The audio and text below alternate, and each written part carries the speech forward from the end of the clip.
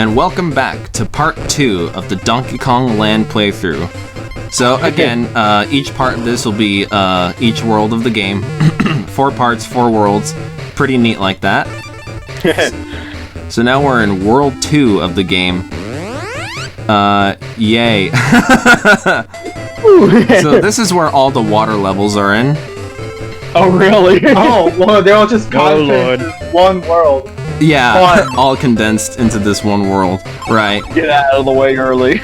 Exactly. Well, the thing that I kind of like that Donkey Kong Land does over Country is the level aesthetics. So basically, each world has 3 different types of aesthetics. Like in the previous one, there was the grasslands, the pirate ships, and the snow levels. Mm-hmm. Yeah, and so this one will have the water levels. The water ruin, like the water coral, it's kind of hard to describe. You're swimming in it, and it's coral aesthetic. Then there's another one where you're swimming in it, but it's ruin aesthetic. Then there's another one, like the one that we're currently in. This is the bonus room. The one that we're currently in, yeah, here, is the... You don't swim in it, but it's still the ruins. Yeah, so I actually kind of like that. I do like that each world has like 3 different types of aesthetics and it swaps between them with every level. That's something I like that a little bit more than Country does, because you guys remember when we did Country, you should subscribe to our channel. Stop showing for yourself. Oh, we're shilling for ourselves. See, it benefits everyone in the party. You don't get paid. This is mostly your idea. Our YouTube channel. Sci-ha. The funny part is I have that song saved on my phone. You.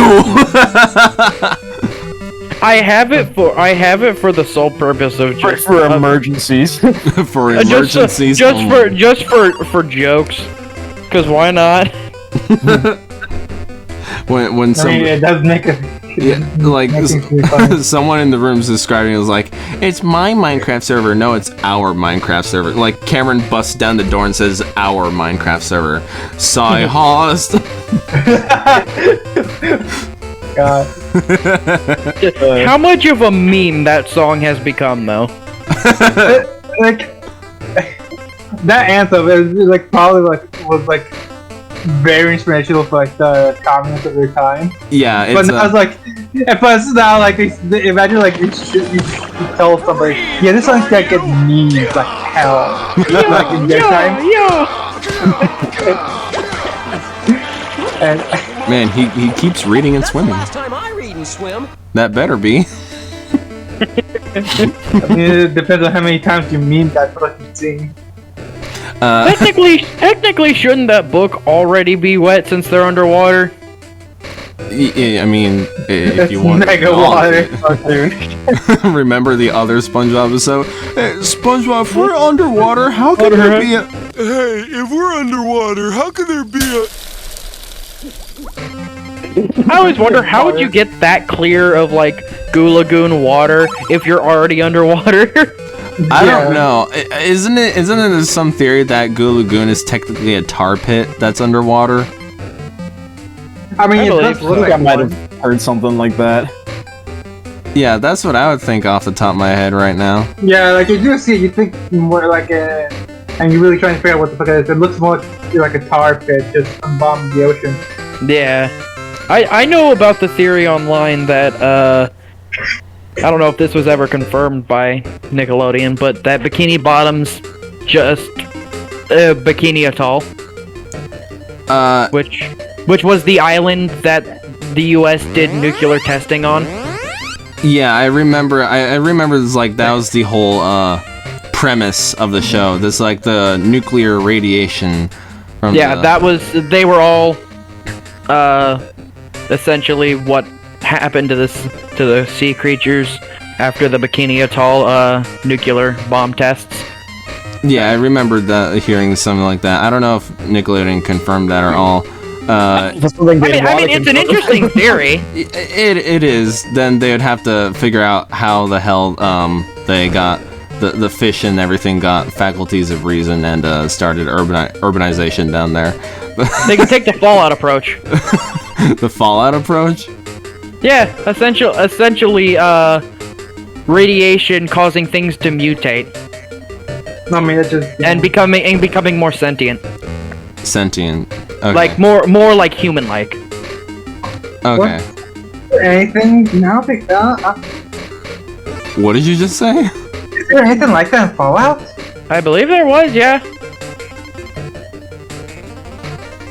There's nothing coming to the top of my head that reminds me of that.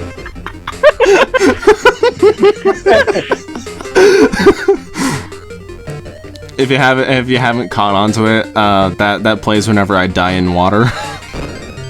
I kind of figured. Yeah. See, Josh has the smart brain. Like that's gonna play every time you die. Inside the water, which will all be in this part. Because all the water levels are in this world.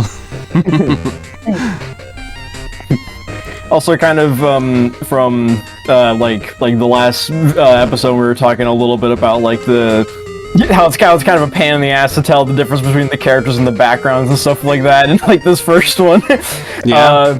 I looked up like screenshots of Donkey Kong Land 2, and from what it looks like, the characters and enemies and stuff are using colors, but the backgrounds are using like the brighter like whites and grays and stuff, so you can kind of tell them apart a bit easier. Yeah, that's what I remember. Yeah. Yeah, that is so much better. It's a a better approach to how they did the graphics here. Because basically, I don't know whether the developers ever considered, we're trying to put 16-bit graphics onto an 8-bit system. Maybe we shouldn't do it like a straight port. Well, I mean, yeah, you can't. Maybe we should make some accommodations to the graphics, but oops. Oh well. Yeah. And I also looked up screenshots of the SNES Mega Man and Bass, and oh my god, it looks way better. I can actually see things. Isn't that great? Isn't that great? I had no idea I was missing out. Yeah, that's where I heard the term screen crunching, because it's usually like a porting thing rather than a actual thing. It's like what's happening in this game. I believe so. I don't know whether that's true or not, but just like this game still has the problem. Is like I can't see like 2 inches ahead of me rather. I don't know if I'm gonna fall into a bottomless pit or have something catch me, which is going to be a big problem in World 3, for the record. Oh god. Oh yeah, World 3 is World 3 is the worst one in the game. I think it's the longest one too, because of one BS particular level. Oh jeez. Oh yeah, no, it's not fun. It's not fun. In fact, this game is just generally I don't know whether like people bet when they first played it on the original Game Boy. They're like, "Is this fun? I'm not sure if this is fun, gang." Well, we already made it, so ship it out. Ship it out. Yeah, just do it. Just go ahead and do it. Again, they're trying tomorrow. They're trying to be like this era of Game Boy devs. They're really trying to be way too ambitious with the hardware they're working with. He's like, you can, yeah, a little bit. Yeah, you can tell. Like they must only have like a rudimentary knowledge of what the limitations of the hardware was, and we're just trying to see what is the true limit. Yeah, what is of the hardware? Yeah, you can most definitely tell that with the Link's Awakening, because that was originally a Game Boy game. Because like they wanted to take the more elaborate approach of how A Link to the Past did it, which was the Super Nintendo game, than just straight up do Zelda 1 on the NES on the Game Boy. They wanted to have a fully crafted adventure reminiscent of A Link to the Past on the Game Boy.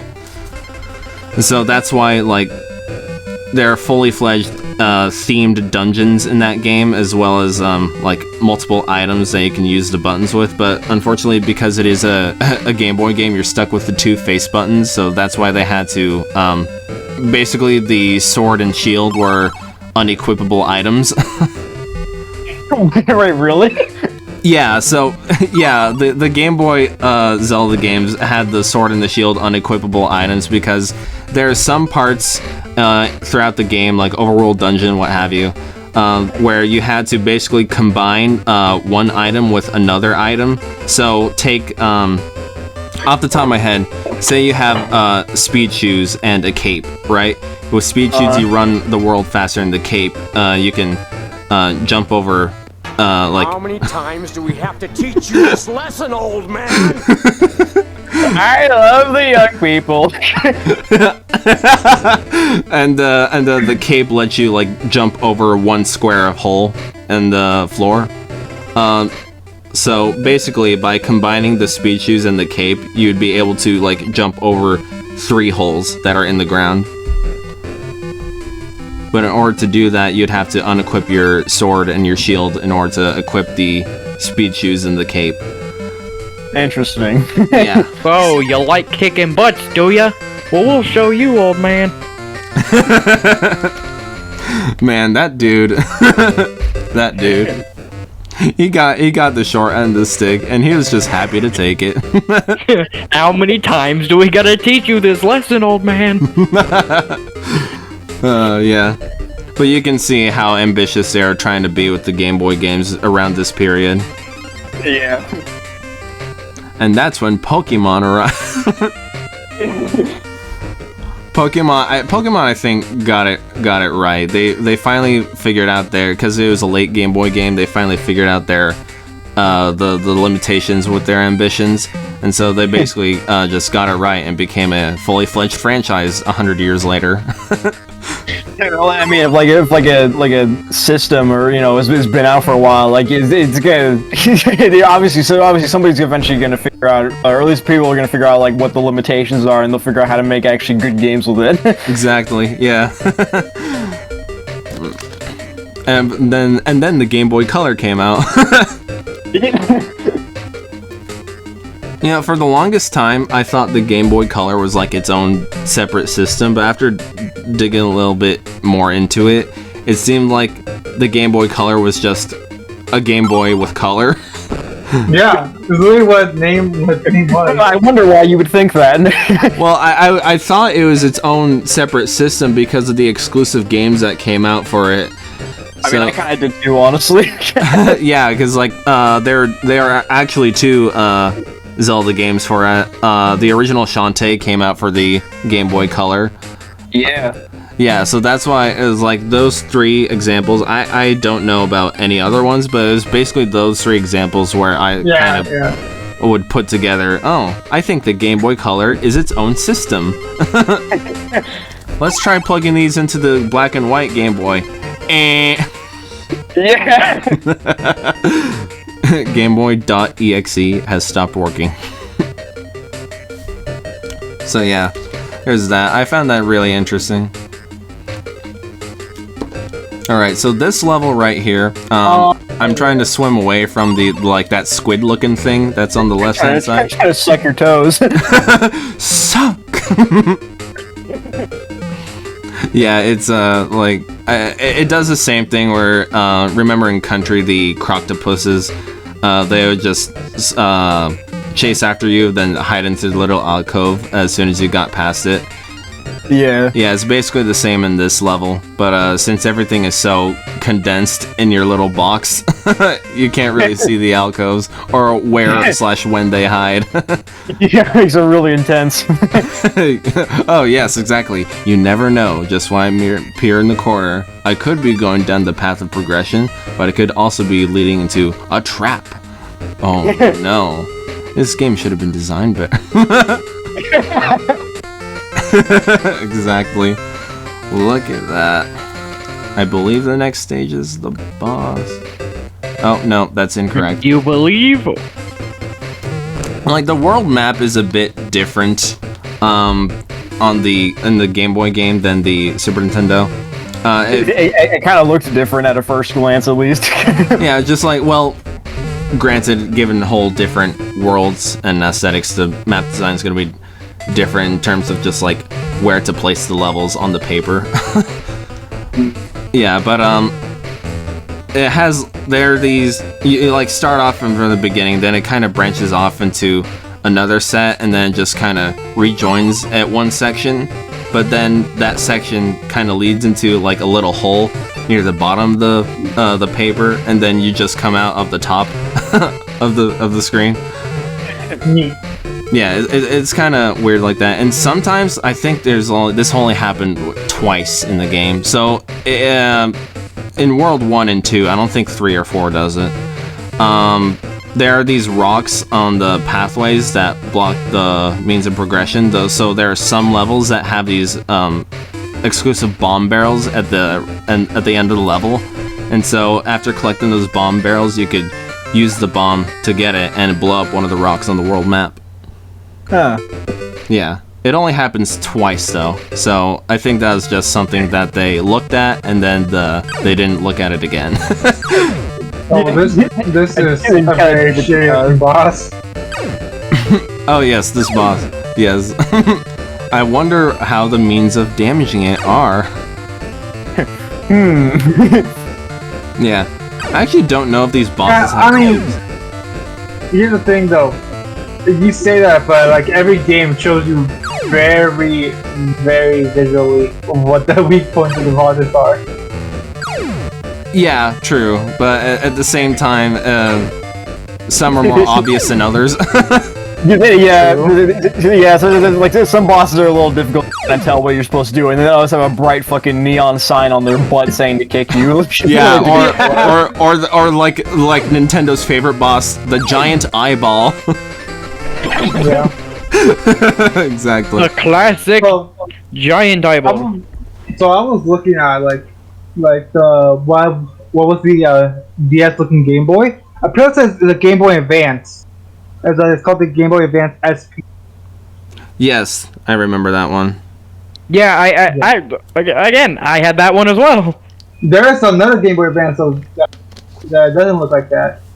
Yeah, the one that's just like the standard gamepad, the one that you're looking at with the screen on it. Yeah. Yeah, that was the first model of the Game Boy Advance. It looks shit. Yeah, then the like the clamshell design of the Advance were the SPs that came out later in the system's lifetime. I think my That was the one I had. SP is I around here fucking loved it. somewhere. You still have your SP? Oh yeah. Huh. I know it's in one of the boxes somewhere. Interesting. Coolio. Alrighty then. So Cameron will go hunting for his SP, and we'll see you guys in the next part.